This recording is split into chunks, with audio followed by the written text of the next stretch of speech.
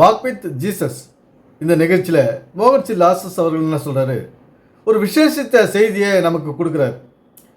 இங்கே கடன் வாங்கி தான் எல்லாத்தையும் பண்ணுறாங்க, வீடு கட்டுறாங்க. ஒரு செல்ஃபோன் கூட இந்த காலத்தில் கடனில் தான் வாங்குறாங்க.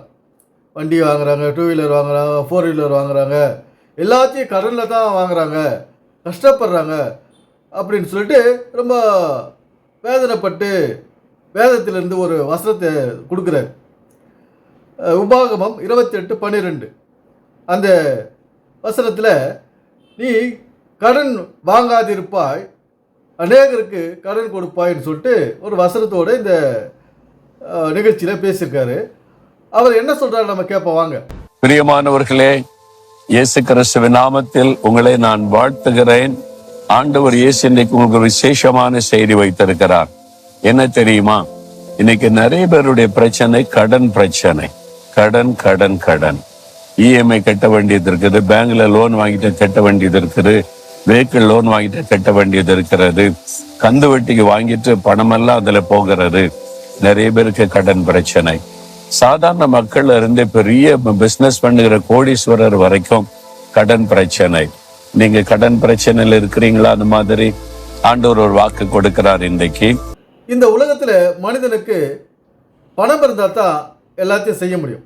பணத்தை மையமா வச்சு தான் இந்த உலக வாழ்க்கை இயங்கிக்கின்னு இருக்குது. எல்லா தேவைகளுக்கும் பணம் தான் முக்கியமாக இருக்குது.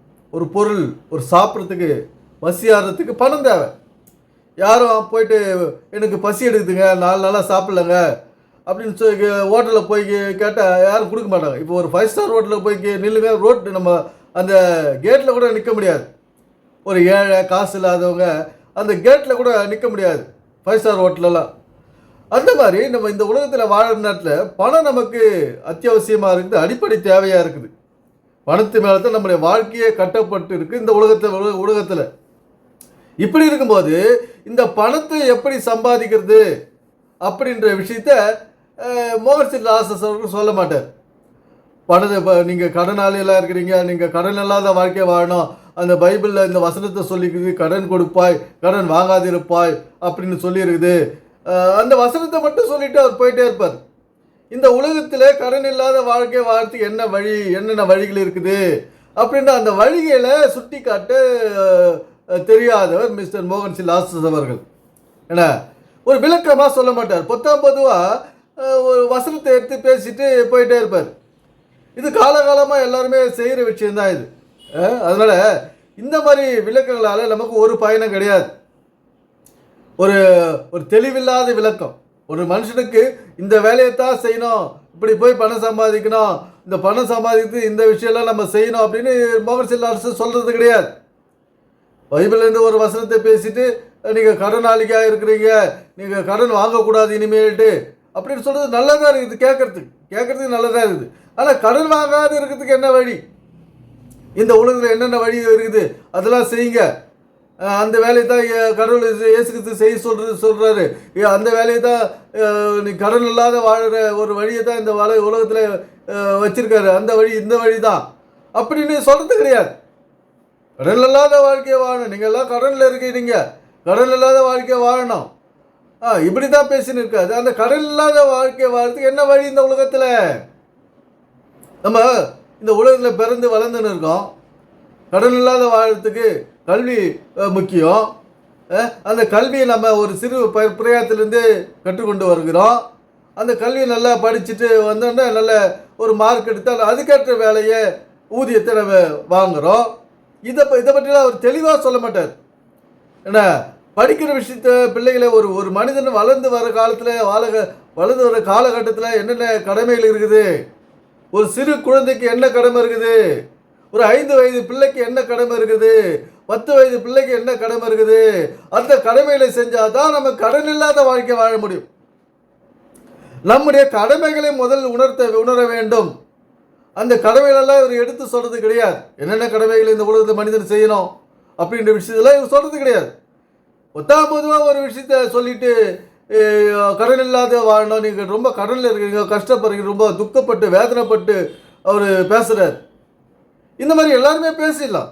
ஆனால் ஒரு கடன் இல்லாத வாழ்க்கைக்கு வழி சொல்லணும்.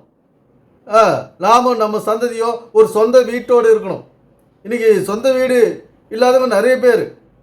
வாடகை வீடு கொடுக்கறதுக்கு வாடகையோ அடித்து பிடிச்சி முட்டி மோதி அந்த வாடகை கொடுக்கறதுக்குள்ளே ஒரு வழியாகி போயிடும். நம்ம வேலைக்கு போயிட்டு வந்து வீட்டு வேலையில் செஞ்சுன்னு அந்த வாடகை கொடுத்துக்கிறதுக்குள்ள அது அதுக்கப்புறம் வாடகை கொடுத்துட்டு மற்ற செலவுக்கு காசு இல்லாத இப்படியெல்லாம் போது மனிதனுடைய ஒரு நிலைமை. இப்படி இருக்கும்போது நாம் வளர்கின்ற வயதிலேயே நாம் உருவாகின்ற கருவில் உருவாகி வெளிவந்த உடனே நாம் செய்ய வேண்டிய கடமைகளை ஏகப்பட்டது இருக்குது. அந்த கடமைகளை செய்தாதான் நாம் ஒரு கடன் இல்லாத வாழ்க்கையை நாம் வாழ முடியும். இப்படி இருக்கும்போது இந்த உண்மைகள் எல்லாம் யாரும் சொல்கிறது கிடையாது. இந்த உண்மையில் யாரும் எடுத்து சொல்கிறது கிடையாது. உலக வாழ்க்கையை ஒரு பைபிளுக்கு விரோதமான வாழ்க்கை, நீங்கள் உலகத்தார இருக்கக்கூடாது, நம்ம கல்வி பற்றி பேசிட்டா கல்வியை படிச்சுட்டா அது உலகம், போய் காசு சம்பாரிச்சிட்டா சர்ச்சுக்கு வராத போய் காசு சம்பாரிச்சிட்டா அது உலக பிரயாசம். இப்படியெல்லாம் மனிதனை குழப்பி விட்டுட்டாங்க. எது நமக்கு தேவையானதோ, எது அத்தியாவசிய தேவையோ, எது அடிப்படை தேவையோ இதெல்லாம் நம்ம செய்ய விடாத பண்ணிட்டாங்க. அதில் ஒரு நாட்டமே இல்லை. பிறந்தா வளர்ந்தா இந்த பள்ளிக்கூடம் போகிற ஒரு நல்ல படிப்பு படிக்கணும், வாத்தியர்களுக்கு கீழ்ப்படிக்கணும், ஒரு பயபக்தியாக ஒரு ஒழுக்கத்தோட ஒரு ஆரோக்கியத்தோட ஸ்கூலுக்கு நம்ம பிள்ளைகளை அனுப்பி வைக்கணும் அப்படின்ற ஒரு எண்ணமே இல்லாத, இன்றைக்கி அது நாட்டமே இல்லாத, அந்த சிந்தனையே இல்லாத இருக்கிறதுனால தான் நம்ம இன்றைக்கி கடன் நிறைந்த வாழ்க்கையில் வாழ்ந்துங்கிறோம். அதெல்லாம் இந்த மோகன் சிங் அரசு சொல்ல மாட்டார். அவருக்கு தெரியாது, தெரிஞ்சால் சொல்ல மாட்டாரா? அதனால் இந்த உலகத்தில் நாம் என்னென்ன கடமைகளை செய்யணுமோ, நம்முடைய குழந்தைகள் என்ன கடமையை செய்யணுமோ அதுக்கு நம்ம ஒத்துழைப்பாக இருக்கணும். பிள்ளைகள் படிக்குதா, அதுக்கு படிக்கிற வயசில் அதுங்களுக்கு ஒத்துழைக்கணும், படிப்பை சொல்லிக் கொடுக்கணும், கல்வியை சொல்லிக் கொடுக்கணும். அப்போ தான் ஒரு நல்ல நிலைமைக்கு பிள்ளைகள் வருவாங்க. பிள்ளைகளை அந்த நல்ல நிலைமைக்கு நம்ம உருவாக்கணும். நம்ம கவலையினமாக பிள்ளைகளை கவனிக்காத, பாடம் சொல்லிக் கொடுக்காத, அதுங்களுக்கு அறிவை வளர்க்காத இருந்தோம்னா பின்னால் கஷ்டப்பட்டு கடன் வாங்குகிற நிலைமைக்கு தான் போயிடுவோம். அதனால் நாம் இந்த உலகத்திலே என்ன நோக்கத்தோடு பிறந்த என்ன கடமைகள் நமக்காக வைத்திருக்கப்பட்டிருக்கிறது, இந்த உலகத்தின் வழக்கம் என்ன, அந்த வழக்கத்தை தான் இந்த வசனங்களிலே எழுதி வச்சுக்குது. அந்த வேத வசனத்தில் இருக்கிற உலக வழக்கத்தை நாம் கடைபிடித்து ஒரு நல்ல அருமையான செழிப்பான வாழ்க்கையை வாழ வேண்டும் என்பது இறை நோக்கம். எனவே சிந்திப்போம், செயல்படுவோம். நன்றி, வணக்கம் நண்பர்களே.